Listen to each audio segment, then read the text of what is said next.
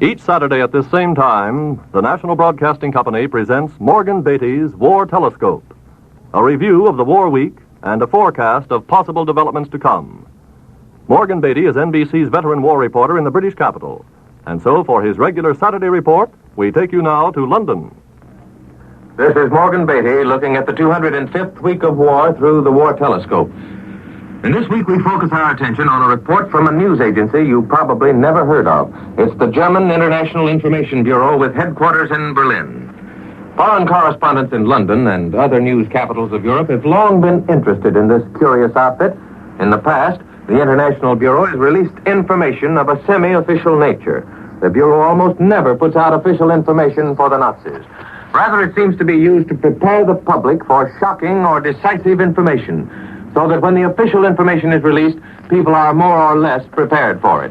Sort of like a doctor hinting to the family that the patient is in extreme danger without actually saying that he thinks the patient's dying.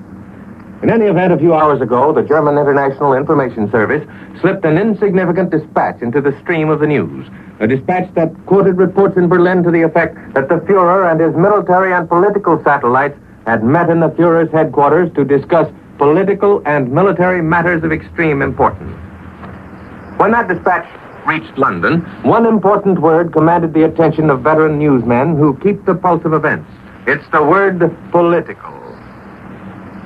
And I confirmed the fact that there's more than a mere news dispatch behind the report of a meeting of critical importance in the Fuhrer's headquarters. It can be verified from other sources. But let's check back to discover why the Fuhrer and his political satellites and the military figures of Germany have assembled to make important decisions. In the first place, German leadership has suffered a succession of shocks in the last month, probably as great as any national leadership has been called upon to take in any like period of time. Usually, the leaders of a nation can prepare people for shocks to come. For example, the Russian reversals at the start of the war on the Eastern Front were more or less gradual. That is, the public could be prepared over a period of a couple of weeks to expect continuing bad news and a policy of military withdrawal. And that policy could be explained while the Russian armies at the same time were trying to master the new blitz tactics of the Germans. Later that same year in Washington, I remember the 2 weeks before the great Pearl Harbor disaster. I'd been told reliably that I could not make a mistake if I took an extremely pessimistic view. That American diplomacy saw no way out of the war with Japan unless Japan backed down. And they could not be expected to do that in the circumstances. Our leaders could not say this without officially closing the door to peace. But unofficially, it could be said as a matter of factual reporting by newsmen. So that even though the Japanese did surprise us by their deceptive attack, nevertheless, basically, most Americans were already aware that a dangerous crisis had developed, and they were warned before the attack came. They had the background of events. They knew why what had happened had happened. And in neither of these cases did a national upheaval develop. Note the difference when France fell. The shock in France, of course, could not be sustained in any event, but Britain was totally unprepared for that shock, and a complete change of government in an orderly manner, of course, took place. The nation turned logically enough to the one great voice that had been raised in urgent warning, the voice of Winston Churchill. After that, the British settled down to battle it out. And battle it out they did with confidence in the power behind the voice of Winston Churchill. In the case of the Germans in August 1943, as we've noted, a series of great shocks has occurred within the last 4 weeks. German leadership was obviously caught by surprise. No effort had been made by the usual propaganda services of Germany to prepare the people for the shock of the latest Allied air attack in the West, particularly on Hamburg, the second largest city in Germany. Nothing had been said in advance of the fall of Mussolini to indicate that Italy was tottering on the brink of internal chaos as well as disaster from without. In the case of Orel, the collapse of the Orel pocket in the battle line of the East, the Nazis had actually led their people to believe that the line was impregnable, that Nazi leadership had deliberately decided to undertake the defensive for a while, and that defensive attitude and position was just as victorious, if not more so, than the German army on the offensive. And finally, the newest Russian drive, the Battle of the Ukraine that seems to be opening up, is worse than a surprise for the Germans. It must be impressing the average German with a new sense of fear. It must be undermining German faith in the capacity of present political and strategic leaders to understand what's going on. The The Nazi mistake in this case, of course, was to tell the people of Germany that all the nation had to do now was to stick it out until the United Nations fell apart, and then each enemy could be defeated in turn, all in good time. But things are not turning out that way. Every German, particularly every Berliner, has his eyes on the calendar by day and the sky by night. As the calendar approaches the time when daylight and dark are equal, the sky is expected to be filled with Allied planes. In the east, things are even worse. The Orel pocket collapsed, despite the most heroic resistance of German soldiers. As Elmer Peterson reported from London earlier today, the Red Army victories at Orel and Belgorod may well have struck serious blows at the morale of the ordinary German soldier. The fighting on the Orel front was done, says Pete, on a narrow front, and each and every German soldier could hardly escape the certain knowledge that he fought with the full weight of German armor behind him. He couldn't be told, as soldiers often are, that he might be losing in this little spot, but his comrades were winning somewhere else. The German soldier knew full well on the Orel front that his master planners had gone amiss long ago. So we can understand that the veteran newsmen of London sat up and took notice today when they got a dispatch from the German International Information Bureau saying that the German High Command was meeting to make decisions. What puzzled these newsmen was not the fact that a meeting was held.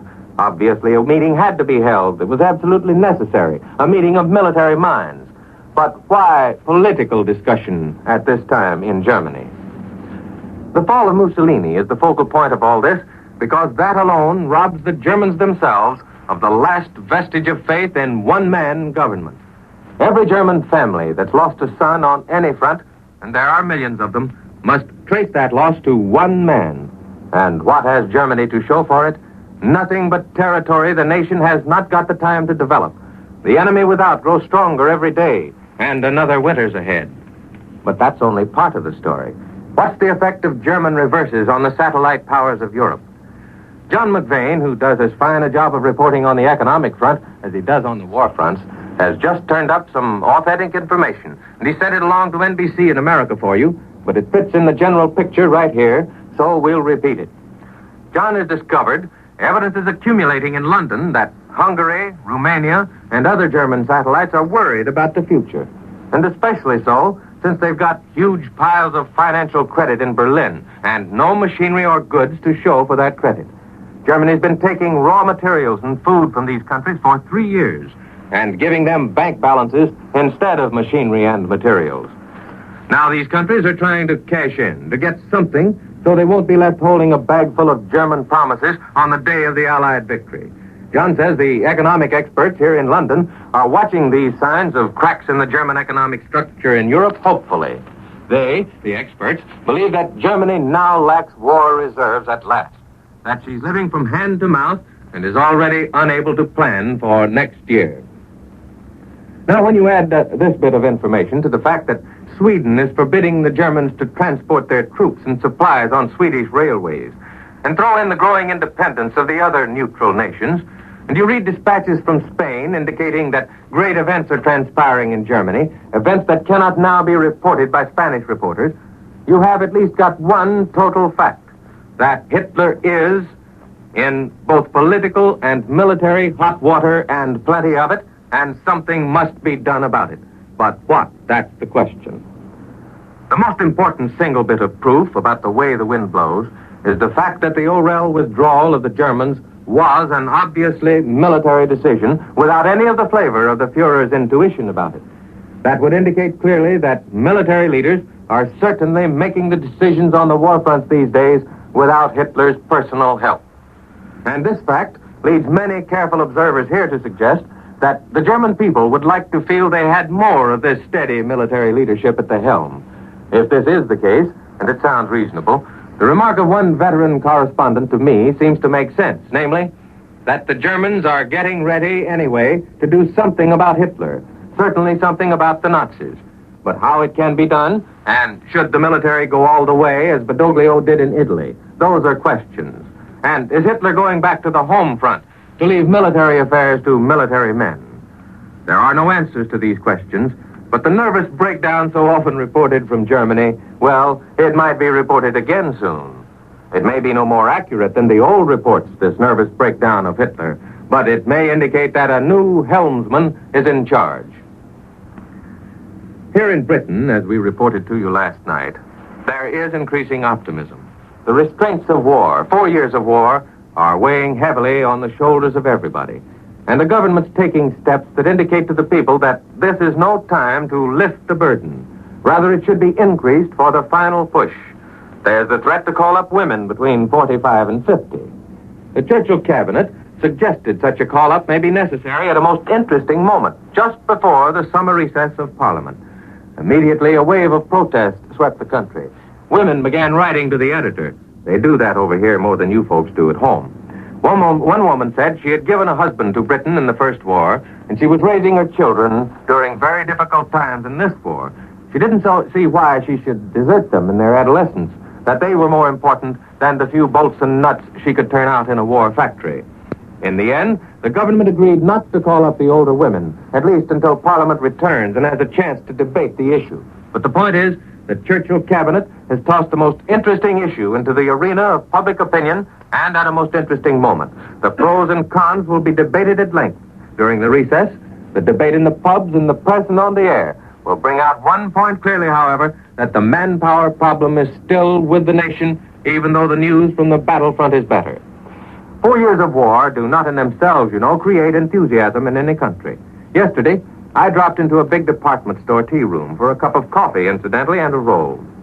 Half the tables were roped off and vacant, although there was a tea-time crush in the dining room. There aren't enough waitresses to handle the demand. Seated with me was a young man and his wife. Neither was in the services, but both had been frozen for the duration to civilian jobs in war industries. He was a draftsman, and she was a confidential secretary in an important factory. These young folks chatted not about the details of their work, but about how hard it is to keep your spirits up when you're frozen to your job, and your wages are also frozen. Together, these beginners in adult life were making about 10 pounds a week. That's about $40 or a little less.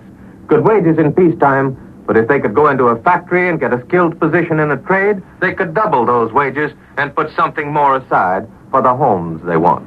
But the government wants people like these to understand why their sacrifice is not only necessary, but at this time, in this optimistic hour, why it is even more necessary than in the past. That's the government's point of view. But even more significant in the face of optimistic war news is the reaction in responsible quarters outside the government in Britain. Thinking people on all sides are reminding themselves that the good news from the war fronts imposes even heavier responsibilities on the government here and in all the United Nations.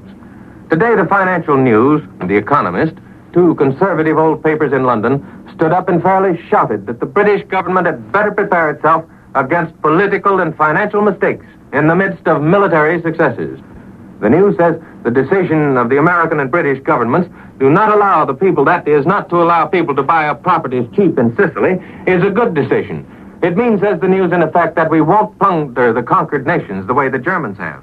The Economist reminds Mr. Churchill in staid language that democracy is as democracy does, and he'd better prepare to prove to the world that our kind of government and our people can handle the great problem of peace, as efficiently, by the way, as we're now handling war.